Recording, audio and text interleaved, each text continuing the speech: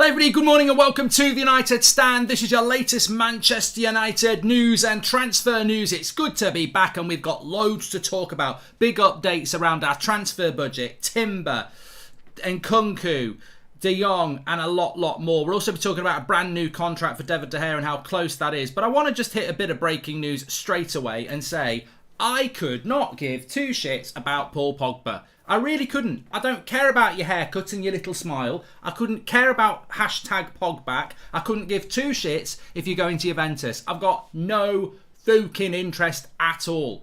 So you can build it up and Juventus fans can get all excited and United fans can think about, oh, what if. The reality is, he's had 6 years at Man United. It didn't work out. I really am not bothered if you go to Man City, PSG, Real Madrid, Juventus. There's absolutely no part of me that thinks, oh no, Paul Pogba's leaving Manchester United. What are we going to do? Somebody save the children and the elderly. I couldn't give a toss. I really, genuinely couldn't give a toss. And, you know, it amazes me that, I mean, is this not the problem with some of the players at Manchester United? They're more hyped off the pitch than they are on it. You know, people are going mad. Oh, look at him disrespecting us with his smile and his hair that looks like he's going to Juventus. It's what you do on the pitch. The thing I love about Erik ten Hag is that he's a football coach. We get locked into, you know, Lingard and Pogba on holiday together smiling and people are like, get out of my club, oh, they're going to go on, be good elsewhere. They haven't been good on the pitch. They need to answer that question themselves. If they go to Juventus and West Ham and they're happy. Good luck to them. It's what Manchester United do on the pitch. I couldn't give a toss about a haircut. I couldn't give a toss about a picture. Harry Maguire's on holiday with Pickford and Walker. Good, they're probably his mates. I don't care. It's what you do on the pitch. We need to get back to this, what we're doing on the pitch. Anyway, let's move on to some stories. So De Jong's price has been set. We'll talk about that in a moment. But David De Gea, a story coming out this morning. Let me just get it up on the screen for you. Make sure you smash a like on the video and subscribe. Bottom right hand corner, we're getting very close to 347,000. We're only about 300 away. So bottom right hand corner to subscribe. Let's see if we can hit it today. Get involved with the United Stand. Loads of shows. Loved the Beth and Adam shows yesterday as well. The interactivity, it was great. So thanks for covering me. And we've got loads of shows over the summer, like I said. So that's not the story I wanted to put in. That's not. I've made a mistake there. We'll come back to that one in a minute. I call that a teaser because this is the one I really want to talk about. So Manchester United are close to extending David De Gea's contract until 2025. Of course, David De Gea's contract, I think, is up next summer. I think there's an option for another year. I think. I'm not 100% sure with David De Gea. But yeah, we're looking at a little extension. Now, some people are getting really angry about this. But actually, if his contract's up in 2023, which it is, and there's an option for another year that takes it to 2024, and we're just extending it by another year, it's not a huge commitment for Manchester United because we'd probably extend him to 2024 anyway. Another year, it puts David De Gea to his mid-30s, and it gives us and him the opportunity that, look, you are the number one goalkeeper at the moment, but if you're not the number one goalkeeper in a year's time, we've still got 2 years left on his contract to get a fee for him when he's still, 33, 34, whatever. So I don't know why people are getting the knickers in a twist about this. It's not a long-term commitment. He's already got 1 year left on his contract with the option for another year that takes him to 2024. Adding another year onto it actually does give what some people want. It's like, if we're going to replace De Gea next summer or the summer after that, we can sell him and still get good money for him because he'd still have 2 or 3 years left on his deal. It's just safeguarding De Gea's value so that we don't lose him for nothing. So I don't mind that. It certainly doesn't mean he's going to be our goalkeeper for the next 5 years like some people think. So we'll move on from that one. I'm not massively concerned about that one at all. I will go straight to this one because I wasn't going to talk about it straight away, but some people are getting very excited about Nkunku. There is a story that United are going to test the water for 60 million quid. Chelsea interested in him as well. I could see him at Chelsea. I think it'd be a good signing for Chelsea. And again, with Thomas Tuchel and his Bundesliga connections, you could see why he might go for him. I know for a fact that Ralf Rangnick really pushed Nkunku at Manchester United. We weren't even scouting him, and he was like, you need to scout him, take a look at him. Obviously, it's RB Leipzig. But the big story coming out from Germany, from the Sky Sports presenter at Plettigol on Twitter, was that he's not going to leave Leipzig this summer. So it sort of doesn't make any sense. I would love there to be something in this. It's a very early story. We'll have to just wait and see if it develops into anything more. United have been advised to go for Nkunku. Of course they have. But the reality is the strong story was that Leipzig are not going to sell. And I don't think 60 million would be enough to make Leipzig change their mind. So, yeah, I think the problem with Nkunku is that Leipzig don't want to sell this summer. And if they were going to sell, then you'd be looking at probably 70, 80 million. So keep an eye on that one. It's early days. I'm not going to completely dismiss it, but it doesn't fit with what the earlier story was this week. What I would say as well is just on Lema, everyone I keep saying keep an eye on Lema, keep an eye on Lema. I'm not going to push Lema as, look, get excited, it's going to happen. I've spoken to a couple of people around the Bundesliga, and this is a deal that United can do. My feeling is that United have discussed it, but they're not pushing it. I think if they pushed it, they might get it done, especially with Rangnick and the Austrian team and Lema. So, look, things might coincide quite well for Lema. I certainly don't think it's advanced at the moment. I think United could do something about it.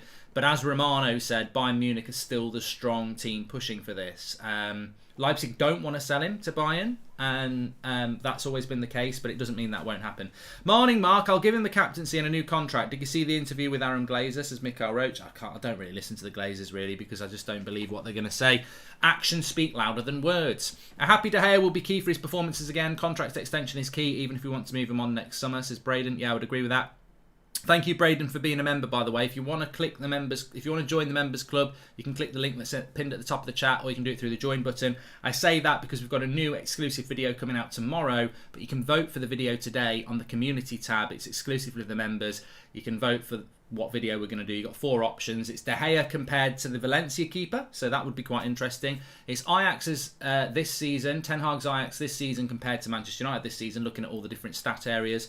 There's a deep dive on Kamara from Salzburg, and then I think it's Nkunku compared to Nunez. So choose whichever video you want. That'll be going up tomorrow for the members. Get voting. If you want to join, click the join button. Right, let's move on to Frankie de Jong. So look, first update on de Jong. I'm going to bring Timber into this as well. So first update in relation to de Jong is that Manchester United is still very much interested in him. And I think with regards to that, you've got to be eyes wide open to the fact that Manchester United still really do want to bring in Frankie de Jong. Now there has been a bit of an update, and look, there's been a bit of an update on our budget, which I do want to talk about in a little bit. But there has been a bit of an update around Frankie de Jong. I don't know whether anybody noticed it, but it came out last night, and it was talking about how much Barcelona would sell him for. And a price of 80 million euros was raised as a price that, a transfer fee that Barcelona would agree to.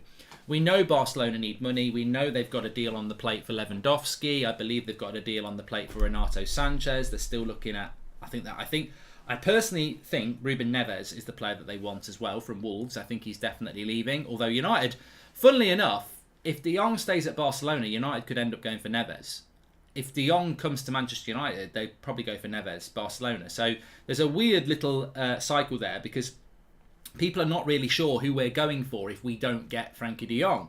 So I think we probably could go for Neves. I want to talk about the midfield in a minute, because I don't think we're going for 2 midfielders, which I think is a shame. It's a shame. And you've also, you've got to open your heart or your mind. You've got to open your mind to the fact that you will be disappointed this summer. Like, we're Manchester United. We're not suddenly brilliant. Like, that's the worst season we've ever had. It's the worst run of ownership and CEO we've had for 9 years. We're not going to go from completely useless to completely perfect. There will be things that disappoint you this year. Maybe we won't get the centre-back you want. I personally think my disappointment is I don't think we'll get 2 midfielders, and I think we need 2 midfielders, because I don't think we're going to get 2 midfielders, because I think we'll get a de Jong or somebody, and then we'll be, we've got Fred, we've got McTominay, we've got Van der Beek, we'll be fine. We've got Garner. And I don't think it is enough. I think that midfield needs complete revolution, and he needs to bring 2 players in, but we'll see on that. On de Jong, I would guarantee you this. I mean, I still remain 75% sure we'll get de Jong, and I think people think it's not going to happen because it's a couple of weeks since it got all exciting about this 95% thing. But remember, that was by the end of May. The end of May is still basically 5 days away. It's into next week, isn't it? And I think a lot of things are going to happen after the Champions League, which I'll talk about in relation to Timber in a moment. So I think with regards to De Jong, if Manchester United offered 80 million euros now, they would get him. They would get him because Barcelona want 80 million euros. De Jong is still very undecided. There's real confusion around what the truth is around De Jong. Some people think he's adamantly not wanting to leave Barcelona, and then other people say he's in conversations with Ten Hag and he's quite open to it. So, but the bottom line is you've got to agree a fee with Barcelona first. It's an unusual one because I always say there's 3 stages to a deal. There's deal agreed, which is where you deal this is how I look at it. There's deal agreed, which is where you agree the deal with the player. There's deal done, where you agree the fee with the club, and then there's official announcement when it's official. So normally you'd agree a deal with the player, then you go and agree the deal with the club. I think at the moment we haven't totally agreed the deal with the player, and the club are pushing it more. Barcelona need money. So it's a bit of a weird one because normally a club isn't like Barcelona desperate for money. If United offered 80 million euros, I think they'd push the deal, Barcelona. But United, quite rightly, are saying, you don't want to sell De Jong, you're only selling him because you want money. And you want top dollar for him, but you're desperate for money. So instead of 80 million euros, you can have 60 million quid. And I think that is where, when I speak to people and I look into things, that is the story. United and Barcelona are just far apart. Barcelona are like, we really want 80 million. United are like, we'll give you 60 million. And Barcelona have got this thing of, do we take that 60 million or do we not? You know, and I think that's what's going on at the moment. And we'll see. But I cannot see Manchester United spending 80 million euros on De Jong. And I personally don't think that they should do. Some people would disagree on that. United, Andre says, Timber for 30 million, and Kunku for 70, Lema for 20, De Jong for 60 equals 180 million, Sal Henderson for 30, Martial for 20, Bay for 10, that's 60, net spend of 120. Well, we'll come back to that in a minute, pal, because we might need to readjust our transfer budget, which is another potential negative. We're looking like we only get one midfielder. Do you think a core of De Jong, Van der Beek and Bruno can work, says Ivan? Well, I think if you did bring in just De Jong, then we're going to see McTominay and Fred play a lot, aren't we? Part of the reason I haven't sent in a video is because I cannot see who we are going to sign, says Adam Arno. And also, 80 million euros is 60 million pounds. So if we could cut that to 65 million, says Jay. Is it really? Is that the exchange rate now? 80 million euros is 68 million pounds. I thought it was like 73, but you know. I think De Jong, 75 euros will be okay for a good player. I saw him yesterday. He looked good, says DJ. I'd like De Jong. I mean, I've got him in my FIFA career mode, and he's a breath of fresh air, but that's FIFA. But no, in real life, I do like De Jong, and I think I'd like what he'd bring to the team. So, Laudios is loving the morning show today. Yeah, a little bit of passion. Make sure you smash a like, and please do subscribe. We're getting very close to 347,000. We're only a couple of 100 subscribers away. Subscribe, bottom right-hand corner, and make sure you get your notifications on, because we're going to be alive, hopefully a lot. We're going to be live a lot over the next few weeks. Loads going on. In fact, just an added thing, we will be covering the pre-season games. They seem a long way away. They're not that long away. I think the first pre-season game is at the start of July. We've just confirmed another pre-season game. It's in Oslo. It's against Atletico Madrid, and it's on the 30th of July. So we will be covering those as the first watch-alongs of the Ten Hag era. So another game there. And I think, look, let's talk about Timber. Now, in relation to Timber, I can't remember what I last said about Timber. So look, the Timber story is really interesting. I was listening to what Beth and Adam were saying yesterday, and obviously there was updates coming out through the day. The Timber story is really interesting. We did a video about a week and a half ago where basically I said that Timber wants to come to Manchester United. Ten Hag wants Timber as his priority centre-back. And it's about agreeing a fee with Ajax. Ajax want about 35 million. Man United want to pay 25 million. I think the fee will be around 32.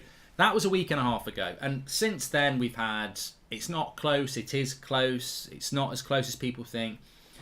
Just your usual transfer story. I remain 80% sure that we'll get Timber. And I think it will happen soon. I think what's going to happen with Manchester United's transfer window is they need a signing quick. Now, if you go back 2 years ago, was it 2 years ago? Yeah, would it be 2 years ago? Was it 3 years ago? It doesn't matter. The summer that we bought Wan-Bissaka, Maguire and Dan James, I tried to forget about it, which is why I can't remember whether it's 2 or 3 years ago. It would be 3 years ago, wouldn't it? Because 2 years ago would have been COVID, I think. I don't know. You lose... COVID messes you up, doesn't it?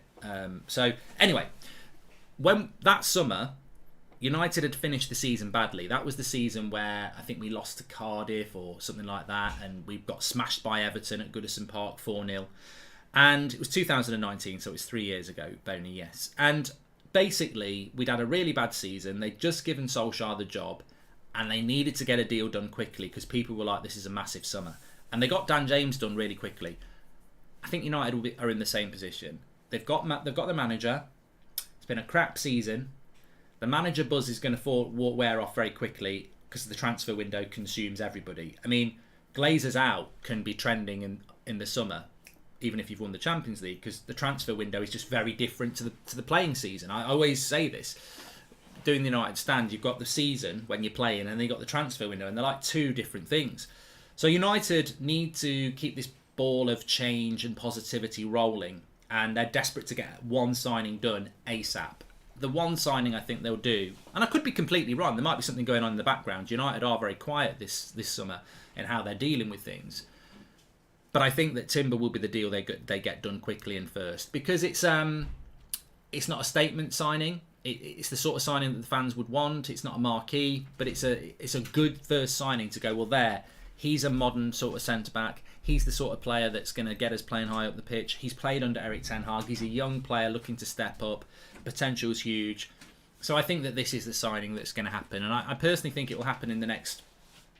I'm not saying this week because that gives me no time to wiggle at all. But I think after the Champions League, which is obviously on Saturday, I think next week United will do a deal. I'd be very surprised if we don't do a deal in the next 2 weeks. Or at least advance a deal to the point where we know it's going to happen. And Timber's the logical one on that. Where we're at with Timber, look, I can't tell you half of it because you just get pissed off. And I just take a deep breath and go, okay, I've got Dutch sources telling me that this is not as advanced. I've got Dutch sources saying I'm getting really worried because it looks it's advanced. You've got people close to the club saying it's gone a bit quiet, but that I think it's gone quiet before it gets announced. You've got people in the industry saying, yeah, this is basically done. You've got people in the industry saying, well, I think they're in for Torres. So it's all over the place. But I'll stick to the people I speak to because I think they've always been good. And with regards to Timber, I still stick to what I said a week and a half ago. Ten Hag wants him. Timber wants to come to United. Ajax don't really want to sell him, but are always going to be realistic if there's a price. And respect is there between Ajax, Timber and Manchester United. So I feel that a deal will happen. I won't lie to you and say that I think United have pushed Torres. I do think they've pushed Torres and other options, but I don't believe we're in talks with Torres. I think Torres would like to come to United. I think the Villarreal and people around Torres would like to come to United. And I think that's why we've had the stories over the last few days. We've had his agents are flying to England, to the next day they're willing to fly to England, to the next day they're not flying to England. So look, I think Timber is the deal. Maybe Torres is a backup, but you've always got to be careful. Hi Mark, although this season was terrible, I honestly think it was the best thing that could have happened to United. Just look what's happening with the restructure of the club. What are your thoughts, says Flynn? Look, sometimes you've got to hit the bottom of the barrel to progress. I would agree with you on that, Flynn, but also what I would say is it's not just about this season. One of my biggest frustrations as a United fan is that I speak to people and they go, well, football goes in cycles. You had 20 odd years of being successful under Sir Alex. Now it's our turn, Liverpool fans normally. And I say, I don't mind it being your turn. I don't mind it at all. I don't mind it being your turn if we're finishing second or fighting with you or anything like that, which is what Manchester United should do. My problem is we went from competing for the title every year to not competing for a title in nearly 10 years. That's on the Glazers, that's on Ed Woodward. No United fan demands that we should win the league every year because the Premier League is very competitive. But we are the Juventus of England. We are the Bayern Munich of England. We are the Real Madrid of England, and we are the PSG of England. And that's what Manchester United are in world football. And to not challenge for a title in 9 years is incompetence on a major scale. And that's what pisses me off. It's got nothing to do with cycles. Anybody who says, oh, we're just going through a cycle, we're not going through a cycle. A cycle is when you still stay competitive, but another club's better than you. When we've not been competitive because of internal incompetence. Morning, Mark. Adam was spot on last night. Do you think you could do evening duos with him? Thoughts of Martial potentially coming back? So Slow Sports News. Well, we might do, but I think also what's important in the transfer window is that you are so full of opinion and conversation that it's easier for Adam to do a show, or Beth to do a show, or me to do a show on my own and be very interactive with you than to sort of not be interactive with you and be having a chat between us. I mean, that can work, but I think, there's so much to talk about at the moment that it can slow it down a little bit, but we'll certainly do some of that. Congratulations to Marcus on getting engaged. My national treasure is Daniel Kirk. Marcus, who? I presume Rashford. Okay. Yeah. Okay, good news. Yeah, well, marriage is normally a good... Well, it's not always, Divorce lawyers do exist, but good luck to Marcus Rashford on getting married. As of right now, we need a whole new first team midfield and defence. We want control of games, and even with Jesus as manager... McShit just isn't it, says Imran. What, Gabriel Jesus or the real Jesus? I don't know whether he liked football. I don't want to get into that religion thing. Some people will say, yeah, we'll leave it there. Anyway, let's move on. There's still lots to talk about. So we spoke about Timber, we spoke about Jong, we spoke about Nkunku, we spoke about David De Gea, we've spoken about this extra pre-season game on the 30th of July in Oslo against Atletico Madrid. Actually, just talking about Rashford, congratulations, as I said, for his engagement. But you know what? I'm going to be absolutely honest here. I'm not bothered about what players are doing with their hair, who they're on holiday with, who they're getting married to. They've just pissed me off this season. And if they want real joy in book releases or on holiday with your mates or having a haircut or having a dance or getting married or anything like that, if you want that appreciation, like somebody sent to me yesterday a picture of a United player on holiday, right? And I just said, delete. Well, I've got no interest in what they're doing. Like, they've been a shit show this season. And if they want me to be joyful about what they're doing in their private lives, perform on the pitch. To me, you may as well send me a picture of bloody Piers Morgan on a beach. I've got no interest in United players on holiday or whatever they're up to, because they've been a disgrace this season. And if they want, they'll still get loads of likes and retweets. Of course they will, because people are quite fickle. They'll forget the crap season and it's like, oh, my idol doing this, my idol doing that. Well, they're not my idol. I'd sell most of them. They're a shower of shit. And I've got absolutely no interest in what they're doing off the field because they did sod all on the field. And I think that's a big problem for a lot of United fans now.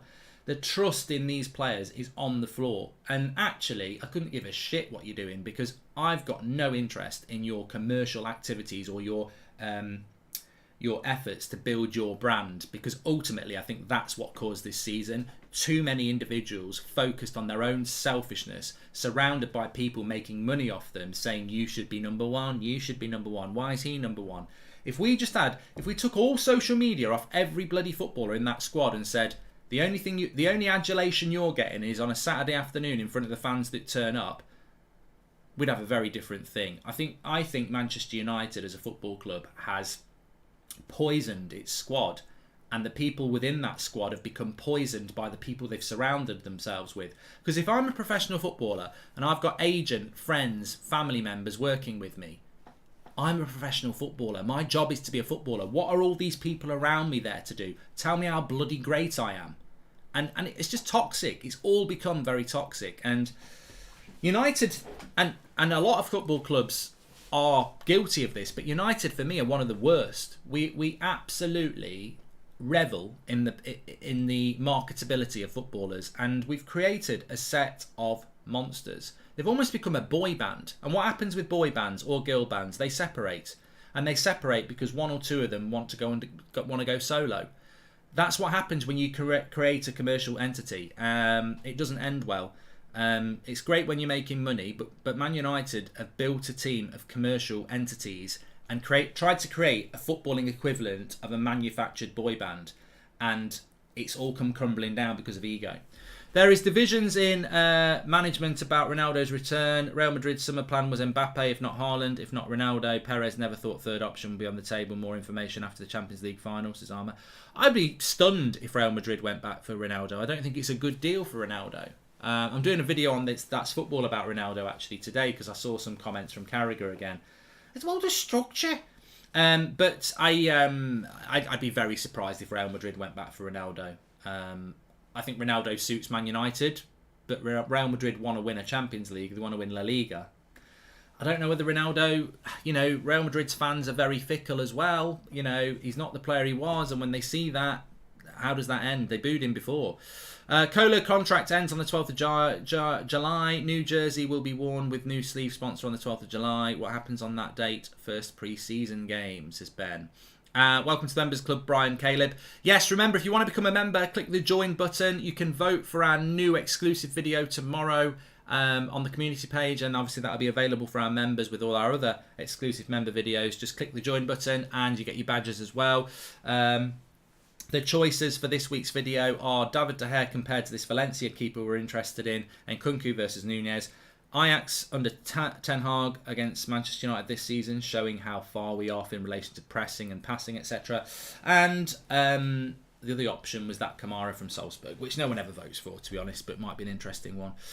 I've spoken about Frankie football. If you tune in on time, you get the news on time. I'm not going over old stuff. So, there we go. One thing I did want to talk about, and I can put it up on the screen for you. You might be interested in this. Where was it? There we go. Okay, so this is coming from the Mail. Now, I don't actually agree with this, a lot of it, but let's just read it out. Erik Ten Hag's priority signings are a midfielder and a striker on a disciplined budget of around 80 million plus sales. Darwin Nunez, Frankie de Jong and Milinkovic-Savic have been discussed. Now, 80 million is what United normally spend. So before you start saying it's a load of crap, 80 million is what Manchester United normally spend. Adrian says, have a pint on me. Thanks for the super chat, Adrian. 100% agree with you. Charity work is magnificent and a true sacrificial aspect of who they are, but the real engagement is on the pitch, says Thomas. Thank you very much, Thomas. Upper management has enabled a culture of complacency and entitlement at this club. Hopefully Erik Ten Hag will reverse that. Thank you very much, Sean. There. I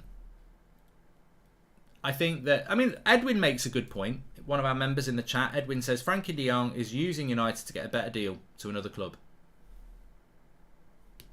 Maybe. We'll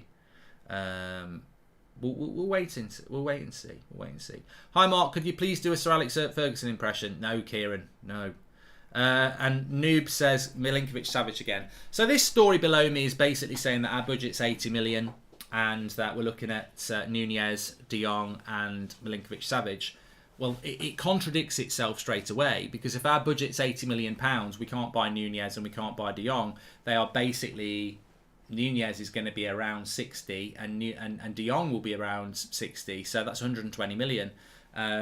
We also do want a centre-back and a right-back. I believe United's budget is around 120, and I think that if we sell Dean Henderson, which Adam was talking about last night, that takes it up to 150. And if we sell a couple of others, we'll get to about 175, which I haven't done the maths for a while, but de Jong, 120. Effectively, you could buy de Jong, Nunez, Timber, and Lema for 170 million. But I don't think we'll get two midfielders. I think we'll go for a right back, if I'm absolutely honest with you. So, look, Ryan Perrin, welcome to the Members Club. I remember saying this last year, and I'll say it again. The club and the Glazers are on trial this summer. We're very happy with Erik Ten Hag. Welcome. Well done to the club. We're very happy with some of the players we've been linked to. Let's see whether we can get them. But above all of that, we will know at the end of this transfer window what Manchester United gave to Erik Ten Hag as a budget, because we'll be able to add up the signings and deduct the sales. And if that budget is 80 million quid net spend or anything less than 100, then there needs to be a reaction from this fan base, because you cannot give a manager that is taking over the worst United situation we've ever had, the worst Premier League side in history, You can't give them 80 million quid. You've got to be giving them as much as possible, but certainly 120 at least, and then anything else you make from sales. It's not 80 million quid is not enough. That we basically need a new team. My expectation is that this strategy plan that United have got is that they know they've got to buy this summer, next summer, and probably January, and quite extensively sell as well. And I'm fine with that. But if at the end of this summer he's been given 80 million quid, that's a bloody joke. And this is that, you get all this talk about the Glazers and all the talk about Glazers out and this, that, and the other. This summer, as positive as it is, if we hit the end of the transfer window and they've hardly given him any money, then there needs to be some reaction to that. Because Richard Arnold can come in with good intentions, John Murta, Eric Ten Hag, the fans. But if those owners don't give up 125 million at least, and that's 125 million to spend, we're not talking about sales, and then you sell 50, he's got 175. But if they're saying you can have 80 in anything you sell, he's screwed, because there isn't enough people to sell to make 100 million. So it's a big difference between an 80 million budget plus what you sell, because that's going to be about 120, isn't it? 80 plus about 40, 50. So that'll take them up to 130. It's not enough. But if they give them 120 plus 50 from sales, 170 will be fine. But that's going to be really interesting, because there's going to be clubs out there spending more than us. I mean, I know that Villa have got Kamara, and apparently they're still going to go for Bazuma. Hi, Mark. Between Maguire and Sanchez, who would you deem to be the bigger flop? I think Sanchez was a bigger flop because of his wages, to be honest. But then again, it's a debate point, isn't it? I think still people would vote for Maguire, wouldn't they? Ryan, welcome to Members Club. Transfer window will either be surprisingly amazing or really underwhelming, says Grumpy. Horrible feeling the board have told Ten Hag to work with what he has. We'll have to wait and see, Grumpy. I'll stand by this, though. I'll stand by this. Stand by me. No, I'll stand by this. If United haven't got signings done by the time we go on tour, I think we're in for a bad summer. Because traditionally, if you go back and you can do the research, we sign very few players when we're on tour. Well, we're going to be on tour for most of July, and then the season starts early August. So if we haven't got business done, June's massive. If we've only bought 1 or 2 players in June, I guarantee we're going to finish. We're only going to buy 3. Because I can't see us doing much business in July. And also Ten Hag wants those players on tour with him. Hi, Mark. We've done that one. Okay. Well, look, everybody, we're back at 2 o'clock anyway. Thanks, everyone, for tuning in. Make sure you smash a like on the video. And please do subscribe, because we're getting very close to 347,000. And also, you want all your latest Manchester United news. Bottom right-hand corner to subscribe. And as I said, if you want to become a member, don't forget, if you are a member, vote in the community tab for tomorrow's exclusive video. And yeah, lots got through there. Let's see what happens at 2. Welcome to the Members Club, Feddy. And I'll speak to you all in a little bit. Have a good day. Take care.